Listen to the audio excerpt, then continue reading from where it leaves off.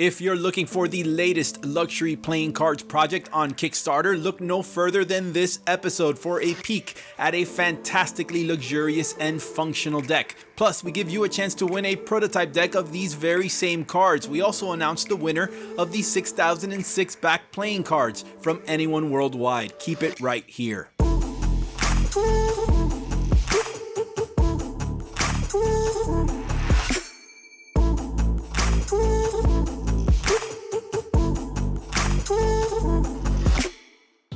"2019 has been a record-breaking year in the world of playing cards crowdfunding. We barely even crossed the halfway point, and already we've seen at least 4 decks achieve 6-figure funding, including, of course, a particular deck project that's near and dear to me. It goes by the name of The Parlor. Aside from The Parlor, there's Luminosity from Jody Eklund and the resoundingly successful, still ongoing Jerry's Nugget reprint campaign.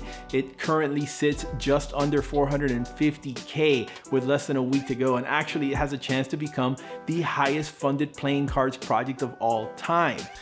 The 4th project to break the $100,000 mark in crowdfunding in this 2019 is also an active campaign with a week to go.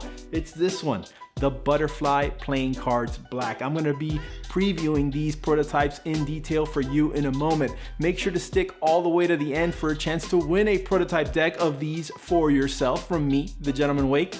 Details for that a little later. And remember, for the best in playing cards content, like, subscribe, and hit that notification bell.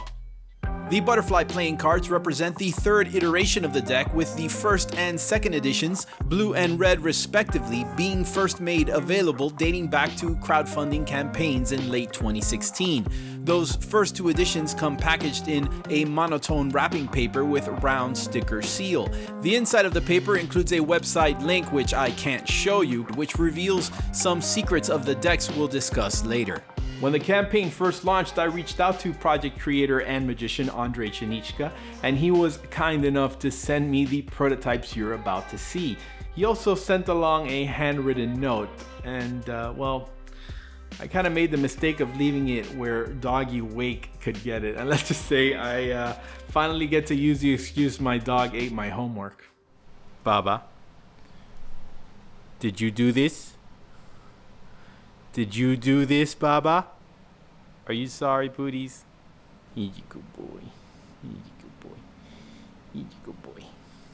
The note is neatly and politely composed on matte black paper in gold ink and sealed within a gold envelope. It actually would have made for a great personalized souvenir, if only. Regardless, it shows an attention to detail that bodes well for the decks. The gold and silver black editions I received from Ondrej were thankfully unharmed. They were not wrapped like the previous editions, nor did they include the link info, but these are prototypes, and it's safe to assume the final production versions will at the very least reference the link. The tuck cases of the gold and silver editions of the Butterfly deck do mirror the older blue and red versions, although they of course do include some differences. The black tucks are printed on robust premium matte cardstock and feature foil stamping in the corresponding color of the deck.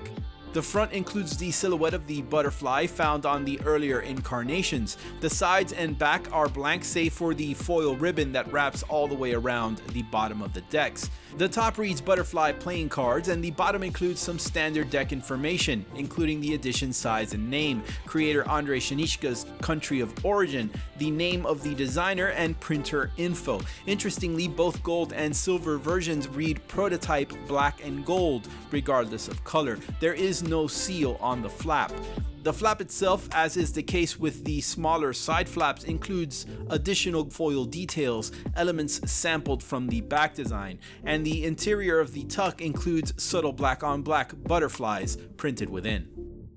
For the remainder of this review, I'm going to focus on the gold edition of the deck. It's the one that I opened. I chose to keep the silver prototype under wraps for reasons I'll reveal a little later. These prototype decks were printed by Cartamundi, just as the final production decks aim to be, and as is the case with all Cartamundi decks, come cellophaned. Unwrapping the cello reveals a gorgeous deck that shines brightly with gilding and cold foil application. The gilding was applied in France by a subset of Cartamundi and promises functional utility on top of beauty, offering protection from humidity and moisture by sealing the most vulnerable parts of the cards, the exposed edges. As Ondrej advised in his note to me, once the cards are initially separated, a process most gilded decks must undergo, the cards handle surprisingly well. The deck is printed on the B9 true linen finish, and the stock is soft and springy yet durable, perfect for gameplay, magic, and flourishing. I can happily report that the gilding does not interfere with fanning, nor does it impede faro shuffling, which is surprising and promising considering it's the same stock finish and gilding application that we are going to end up using for the Dynastine edition of the Parlor when that ships later this year. The card faces are all but standard, but for a few customizations. For one thing, all of the aces, especially the ace of spades, include ornamented pips, which feature elements of the back design, which we'll look into in a moment. The court cards are standard in design, but substitute gorgeous gold cold foil for yellow. The deck includes two jokers, both feature the butterfly silhouette in the center, one in black, the other in the corresponding foil of the deck. There's an included double backer as well. Regarding the card backs, designer Stefan Eriksson has created a beautiful mosaic of floral elements and line work that make up the back design of the butterfly decks. There are flowers, leaves, stems, and berries that make up a beautiful and well illustrated pattern that reveals the silhouette of a butterfly in the negative space of the design. The card backs are subtly one way, thanks in part to the flower in the center, but the truth is the card backs hold many more secrets than just that. These prototype cards are fully marked.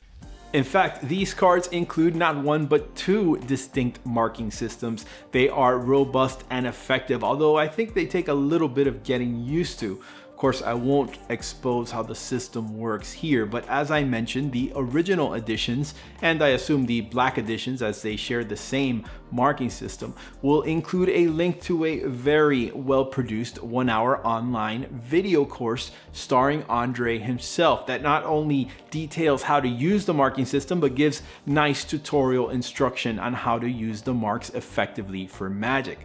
As you know, there are some sneaky things about them, so let's see what they are. The success of this particular campaign has unlocked a few stretch goals as well, including unmarked versions of the deck, which are perfect for gameplay. Additionally, there are some cosmetic sleeves and some tiers that include prototype decks and a black and white edition deck with black gilding that remains a locked stretch goal. The campaign is going to need to raise about $150,000 before those black gilded decks become available. There's a link to the campaign in the description below. Congrats to Bishop_X, winner of the 6006 deck. Contact me via Instagram to claim your prize. Finally, remember I said earlier that I chose to keep the silver deck sealed? Well, this is why. For a chance to win this silver butterfly prototype, do the following. 1, like this video. 2, be a subscriber to this channel. And 3, leave a comment below. To check out another review for a marked deck many consider to be the best marked deck on the market, click right here when that video pops up. I've been the Gentleman Wake. Thank you so much for watching. See you next time.